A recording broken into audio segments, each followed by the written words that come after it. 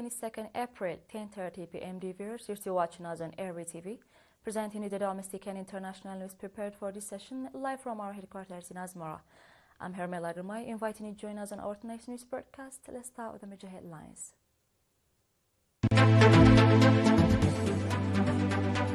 Message of condolences.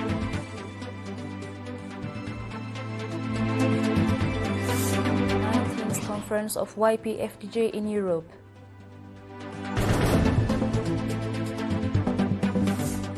Germany announces new military aid package for Ukraine. And first ministerial meeting of the China and Indonesia.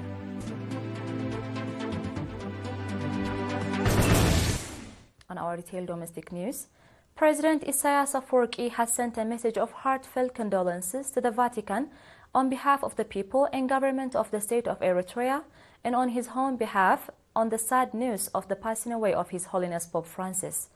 In his message to His Eminence Cardinal Petro Parolin, Secretary of the State of Holy See, President Isaias paid tribute to Pope Francis, whose distinguished life was dedicated to the service of humanity, and especially to advance the cause of social justice for marginalized segments of our global society.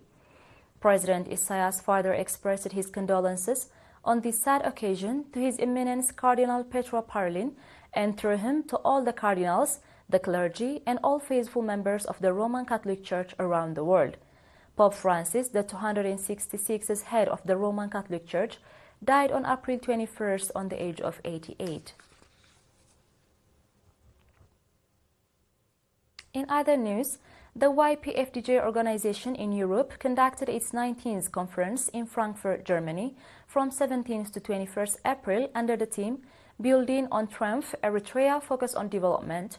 The conference was attended by over 600 youths, members of the ERi organization, national associations, as well as head of the Eritrea's diplomatic missions.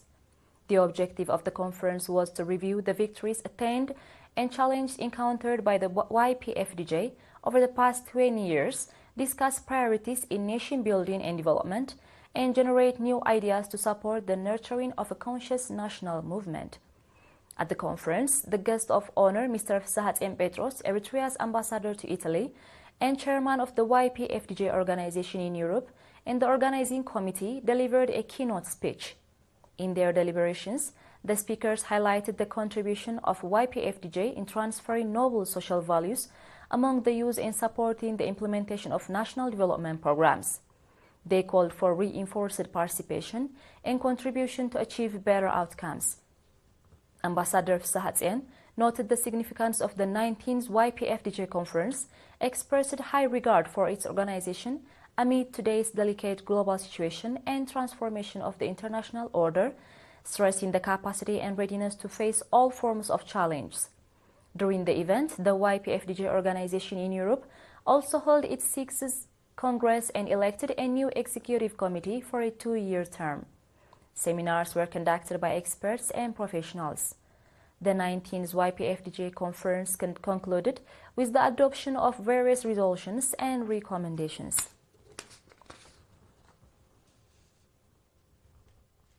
In other news, Bana Harunet School in Dekemhare has awarded outstanding students who achieved high scores in the National School Living Examination. The awardees included 28 students, 15 of whom were female, who scored above 3 GPA. Additionally, 11 students who scored 90 points and above in the 8th grade national examination received special prizes. Congratulating the students and their parents, Mr. Asmeron Taddesa, director of the school, expressed his best wishes for the students' future educational careers. Mr. Heptizgi Kidane, head of the educational office in the Southern region, emphasized the importance of the awards in motivating students to strive for academic excellence and called on the awardees to work hard and remain competitive.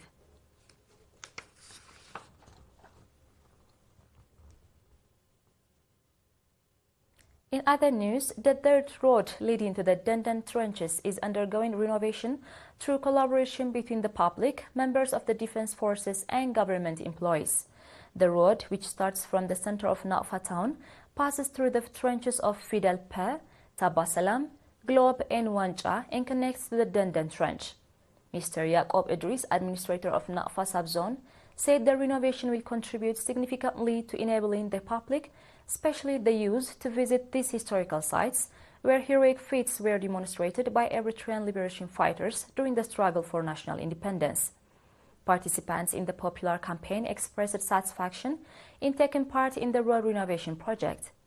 They noted that the road will play a vital role in transforming the legacy of national heroism to future generations.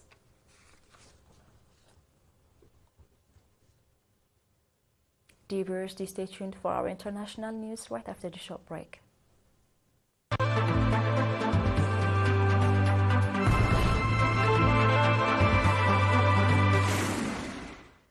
Welcome back. Germany has announced a new package of military aid for Ukraine, which includes armored vehicles, air defense rockets, and howitzers, among other weaponry. According to reports, Germany has sent military aid estimated around $30 billion to Ukraine within these 3 years. At a meeting of the Ukraine Contact Group in Brussels, German Defense Minister Boris Pistorius announced plans to donate military equipment to Ukraine in 2025.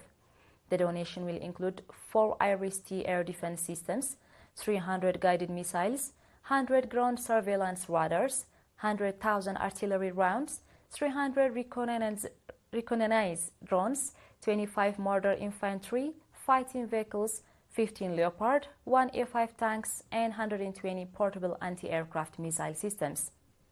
While America and Russia are discussing to solve the war in Ukraine, European nations are in contrary supporting Ukraine donating military packages, which will not help to resolve the tension.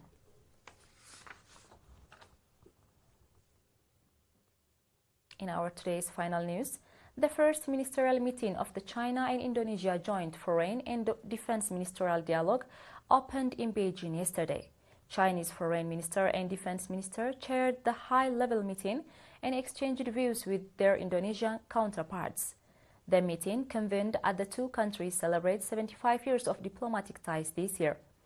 Topping the agenda are bilateral ties, political security, defense cooperation, and international regional cooperation. Wang said China and Indonesia should oppose any form of unilateralism and trade protectionism, adding that China will work together with Indonesia to maintain stability and smoothness of industrial and supply chains. During the meeting, the two countries also agreed on safeguarding peace and stability in the South China Sea. Dear viewers, we are done with the news prepared for this session, and now it's time for a quick recap of the major headlines. Message of condolences.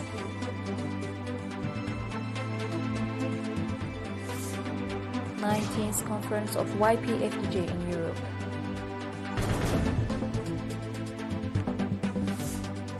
Germany announces new military aid package for Ukraine. And first ministerial meeting of the China and Indonesia.